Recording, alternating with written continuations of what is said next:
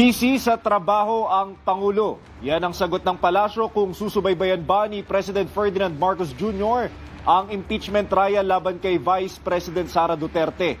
Samantala, Pangulong Marcos iginiit na mas mainam kung sumipot ang bise sa paglilitis. Si Harley Valbuena, nakatutok. It would be much easier to get to the bottom of everything if you can speak to the accused directly.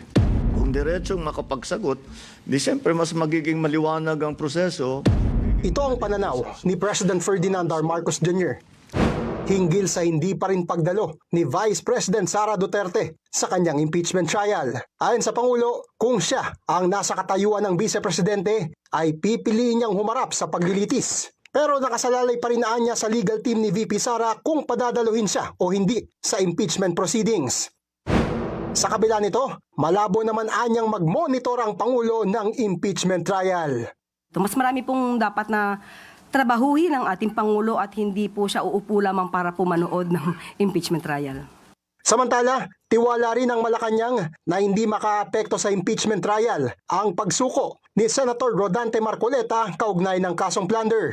Iginagalang din niya ng Pangulo ang isinasaad ng batas at ang utos ng korte. Pero binatikos ng palasyo ang daing ni former Congressman Mike Defensor na naaresto rin tulad ni Marcoleta na sinabing nauna pa umano silang makulong kaysa sa mga totoong nagnakaw sa kabanang bayan. Sana po ay minabdali din nila ang pagbibigay ng mga ebidensya. Konkretong ebidensya, hindi lang puro pamidya. Sa korte na lamang po nila ito gawin at depensahan. Hindi naman makikialam ang palasyo sa pagpapasya ng Senado hinggil sa conviction threshold sa impeachment trial na pinagdedebatehan pa rin ngayon, lalo na 3 senador na ang may kinaharap na kaso. May tiwala rin ng Malacanang na igagalang ng Iglesia ni Cristo ang pag-aresto sa kanilang miyembrong si Senator Marcoleta. Harley Valbuena, IBC News.